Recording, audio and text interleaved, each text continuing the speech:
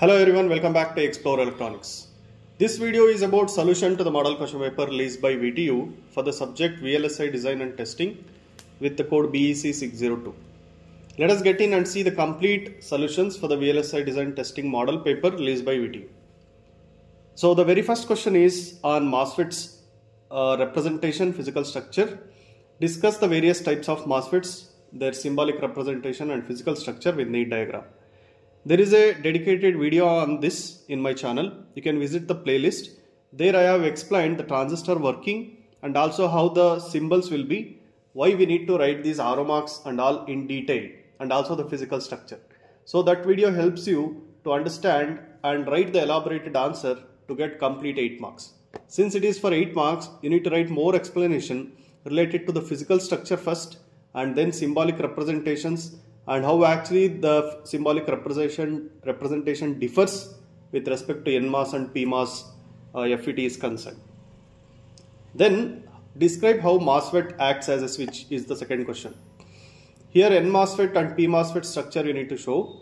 For these symbols, if the gate input is 0 in NMOSFET, it will be off. We can show it as switch is open. And when gate input of the P transistor is 1, then the switch is off. When NMOSFET will be on means we provide a gate input 1. That is S is equal to 1. We can see the switch will be on here. It is connected. And it will produce good 0, poor 1. And PMOSFET will be on when we provide gate input as 0. That's why S is equal to 0 here. It will send poor 0 and it will provide good 1 from the PMOSFET. This much you need to explain for 6 marks here. You need to explain it in words as well. Draw the schematic diagram of 2-input NAND gate and explain its operation. In the schematic diagram here, we have used CMOS design by default. So A into B in the sense we need to connect AB in series in a pull-down network. Then convert that into a parallel network at the pull-up transistor network. So you should write the truth table as well for this. And also you need to write an explanation how the transistor arrangement here will send 1 as output in these cases and 0 as output in the last case. And then we have draw the schematic diagrams for the following. These schematic diagrams are again similar to the last question what we seen. If you have a expression like this, if it is dot, we need to connect the transistors with gate input with those input variables in series. If it is plus, you can see here A plus B are in series. Plus D means D should come in parallel. And dot E is there, that's why I have connected the pull down network in such a way that first it will give ABC into ABC plus D into E. Whole bar we need to get means the pull up network should be in parallel, or we say exactly reverse to the pull down network. So ABC in parallel, D will be parallel here, it becomes series, and E totally it will be in series in pull down network, it becomes parallel.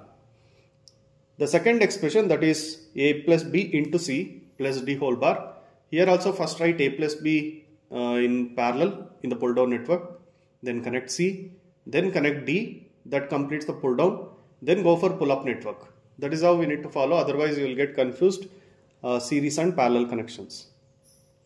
And also for the last one, you can see here there is a mistake in the question. We can say there should not be Y bar here. This should be only Y. Okay, treat it as Y and whole bar will be given to from here to here. AB plus C into DE whole bar. So if you take Y bar here, it will not give you Y bar, it will give you only Y. If you want Y bar again, you need to connect one inverter at the output. So carefully you need to write the circuit by looking at the expression what they have given. Otherwise if they give Y bar is equal to this, the expression itself is wrong.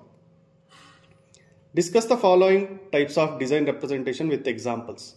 There are two design representations they have given, structural representation and physical representation.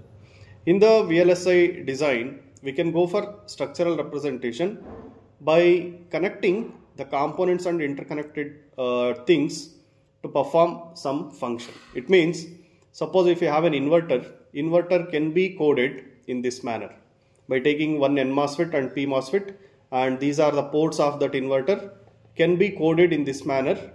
And this is called as structural representation. Here gate is input, source and drain are need to be given over here clearly. You can see the NAND 2 gate implementation as well.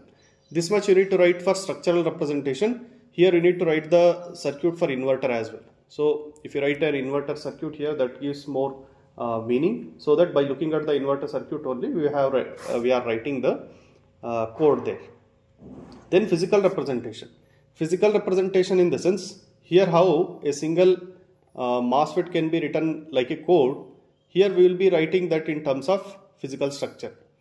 If it is a polysilicon crossing the diffusion, this becomes a transistor. So we need to clearly represent here. You can see the dashed lines vertically will be a polysilicon representing the gate, and the horizontal one representing source and drains. This can be NMOS or PMOS. Depending on the representations only we differ P and N. So all those things you need to explain here in a physical representation. Then comes the derivation of drain current equation for a MOSFET in linear region and saturation region.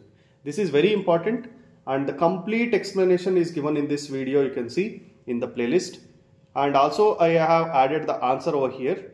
You need to write the NMOS structure first and then all the parameters over here. So what is beta, what is W, L and epsilon, INS, epsilon naught, everything you need to explain here. Then you can go for the current expression, that is charge induced in the channel divided by transition time. So if you get an expression for QC and tau over here separately, we can put into the expression of current and we will be getting the final current expression for the non-saturation region. It is shown over here. For the saturation region, what changes means, here the VDS condition changes, VGS will be same.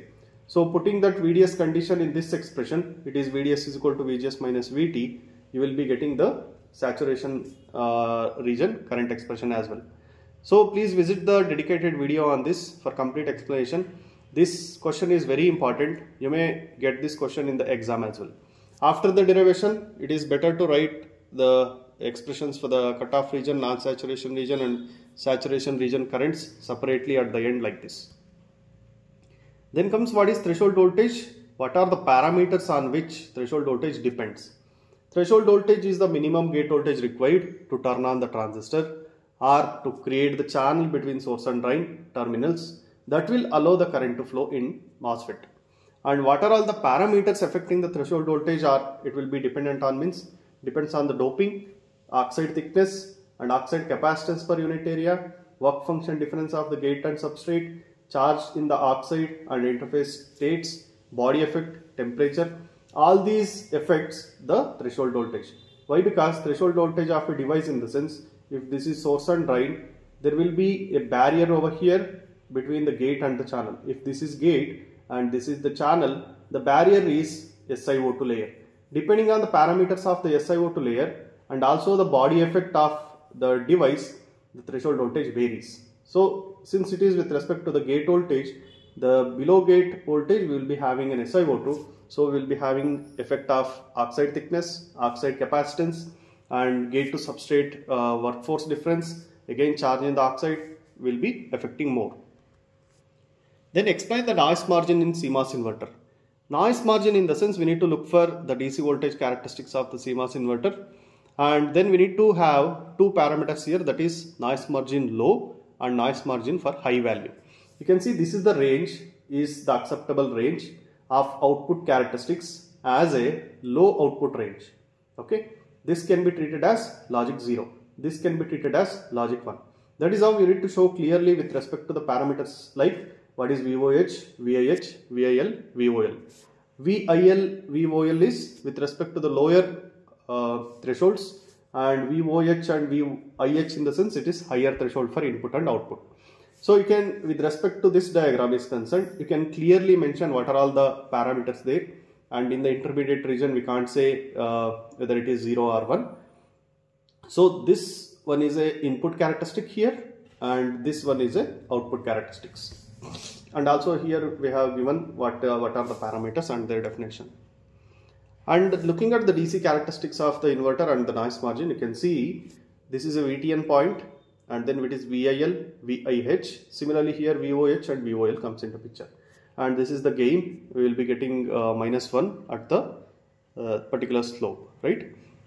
This is what the answer for the question on CMOS inverter and its noise margin. Then again the CMOS inverter question is asked. This is also a very important question, very important, many times asked in exams.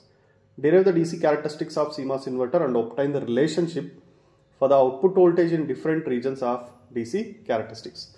Here is a video again on that. You can visit this video, complete explanation you will get. So here first you need to write a symbolic representation, then circuit, then DC characteristics of the CMOS inverter. So this DC characteristics shows we will be having A, B, C, D, E regions.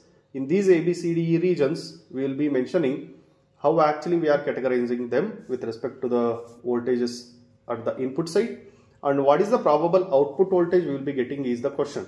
So for that you can write this table. Here is the region A. Region A means up to what extent it will be region A, from here to here, that is region A. We are writing it as the input voltage should be in between 0 and VTN, then that is region A.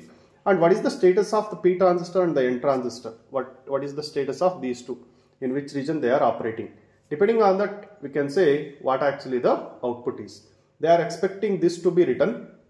So that is why they are asked to obtain the relationship for the output voltage in different regions. So this table also supports to decide P device and N device operation regions. Then again comes the noise margin for CMOS inverter. You can write the same answer what we discussed previously. Then describe the following process methods with neat sketches. Here wafer processing using Zocalski method and selective diffusion process is asked. So you can explain this process if you know the steps in detail. Otherwise, this diagram is mandatory. You need to write the process, how it will be for the manufacturing of silicon ingots, and also what actually the method you need to write. And if you know the steps, please write it down. Since it carries 5 marks, your diagram carries 2 marks and explanation carries 3 marks. And then the second half will be a selective diffusion process. Here also the steps are given. You can refer to this, and please try to elaborate more about the diffusion process and also the wafer processing process in this particular question. Then comes what is the purpose of layout design rules? What are the key constraints of layout design rules? Here the thing is, first we need to answer for the first half of the question, purpose of layout design. Why it is required, why the rules are required. The main objective of the design rules is to allow the circuit design concepts to be represented in stick diagram or in layout with some standard methodology. How we are going to represent them with a standard methodology means there are some rules we define, and they are required to bridge the gap between the circuit design and the real world at the fabrication. At the fabrication, you will be not having the circuit as we see in the transistors directly. You will be having layers like this. So all these layers will be defined with certain size and the minimum size and the maximum size as well. That's why the key constraints are that if you take a P diffusion, it should be minimum of 2 lambda width, and also if it is a polysilicon, it should be of 2 lambda width, and polysilicon to polysilicon you should keep minimum of 2 lambda. If it is metal, it should be 3 lambda. If it is metal 2, it is 4 lambda. And this is how the transistor representation will be 2 cross 2. And if it is a NMOS transistor, it is like this. And if contact comes, it will look like this. Like that, all the specifications with respect to the sizing is concerned, there are some rules defined that you need to explain here. So key constraints in the sense, you can write it in the words like polysilicon, metal and transistor sizing, everything. But writing the diagram give you the more clear-cut answer, and you can easily fetch 6 marks fully with the diagrams here. Explain static and dynamic power dissipation in CMOS gate. So there are two types of dissipations. One is static power and dynamic power dissipation. So static power dissipation is concerned with we will be having a threshold voltage leakage or rail-to-rail current like that. Dynamic power dissipation happens when there is a switching in the gates. So that you need to write theoretically. Then there are supporting expressions over here. The total power will be a dynamic power plus static power. And with that, for static power, what are all the contribution? And for the dynamic power, what are all the contribution? That you need to write. Since it is for 4 marks, this much answer is very much sufficient. Then here is the supporting more answer for that. If the question is asked for 6 marks or 8 marks, you can also write these. This will give you when actually the static power and the dynamic power dissipation occurs. This is for static power and this is for dynamic power dissipation. Treat it as dynamic. Yeah, this is for dynamic power dissipation. This is the final expression for dynamic power. Explain switching characteristics of CMOS gate with the determination of following switching terms: rise time, fall time and delay time.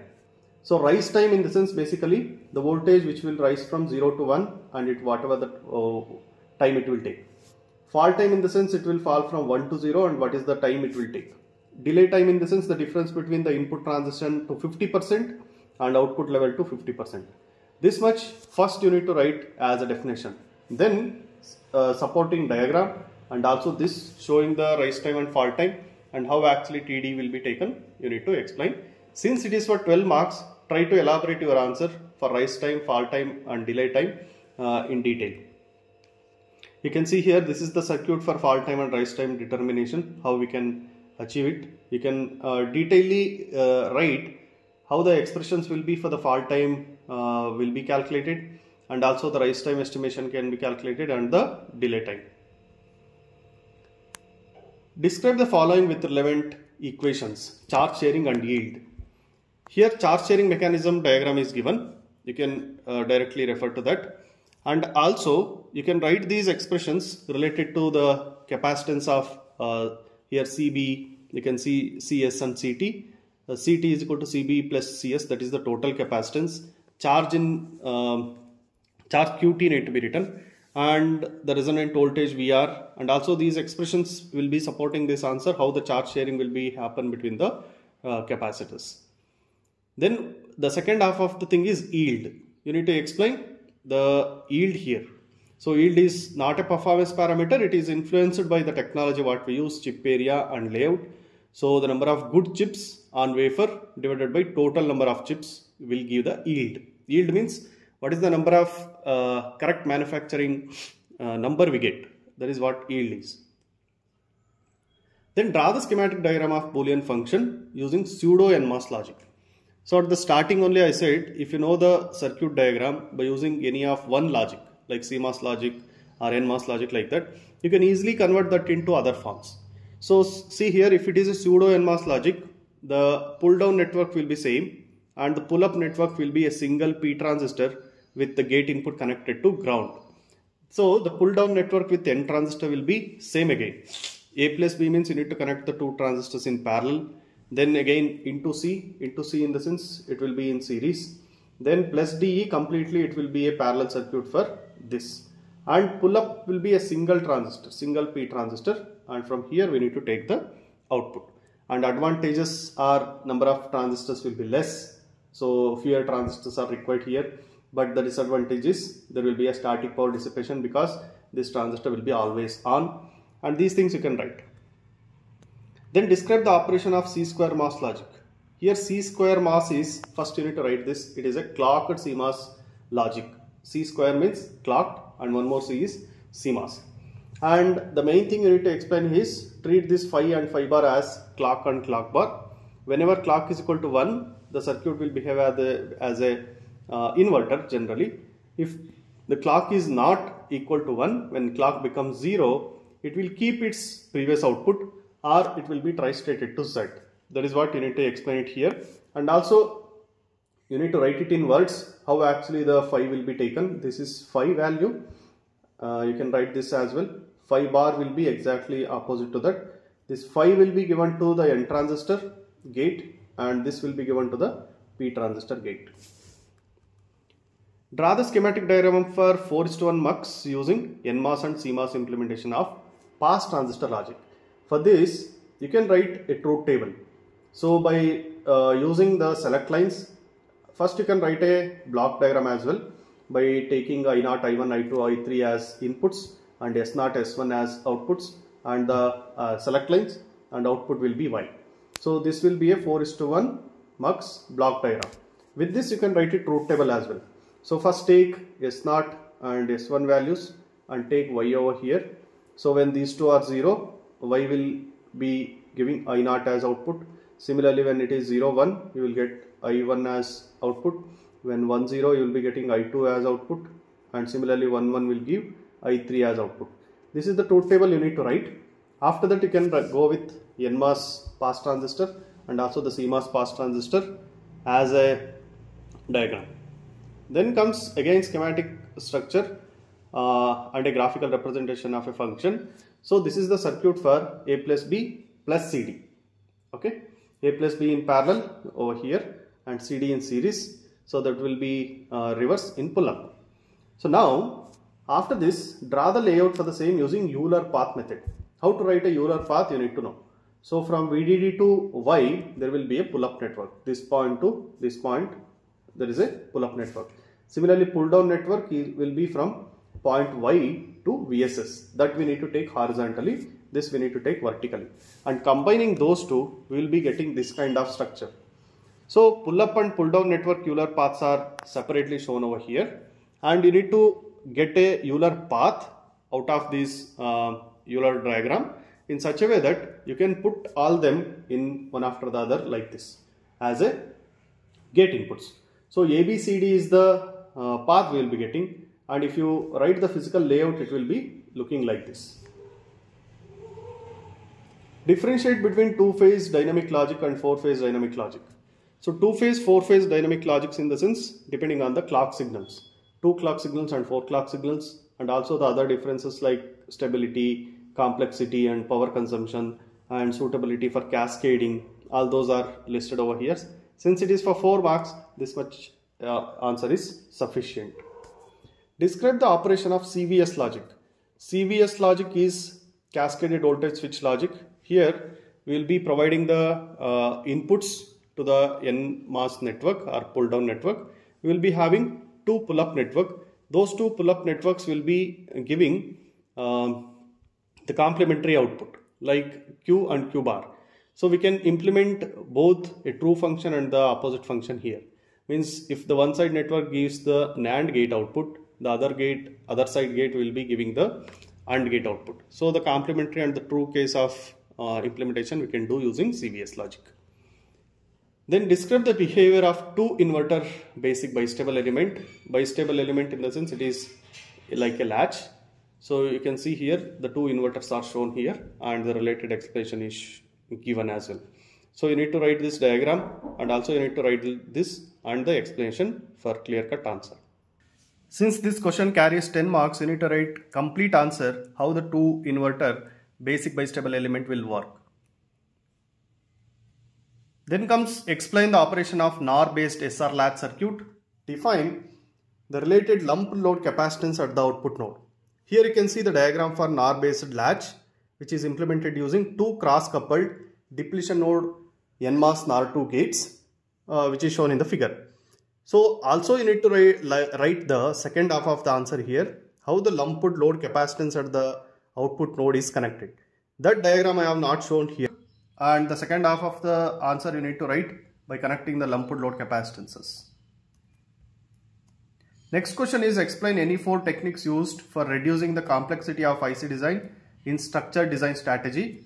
So hierarchy, regularity, locality, obstructions are the 4 points you can write, and you can explain those techniques, what it mean and what exactly they will be doing in the IC design, structured design strategy. So hierarchy in the sense we need to divide the complex block into smaller blocks so that sub-modules can be designed. And regularity in the sense there will be regular use of those blocks. It can be divided in such a way that we can make use of that regularly. Locality in the sense those signals and components physically close in a layout where we need to place them like that. Obstruction is representing design at various levels of the detail, like in behavioral level, logic level or physical level like that. So you need to explain these 4 topics briefly so that you can get 10 marks. Then write a short note on following topics related to automated synthesis. So procedural module definition and silicon compiler is asked here. So procedural module definition carries 5 marks and silicon compiler carries 5 marks. Here is the definition and the purpose of that, and also the synthesis tool what it will do, and also the example is given here and what is the benefit of that, and also the silicon compiler is explained here. This is about the model question paper questions, and don't restrict to the model question paper. Please prepare the other questions as well. Since the model question paper covers most of the important topics, but when they asked in the model question paper for 10 marks, in your exam you may get for 5-6 marks, so that more questions will be added. So please go through the textbook or the notes whatever you have, and also prepare for other questions as well. Don't restrict yourself to the model question paper which is given. This is about the model question paper. Thank you. Subscribe to the channel, and you can see Explore Electronics Plus, that is for related to VLSI jobs as well as the job related content. Thank you.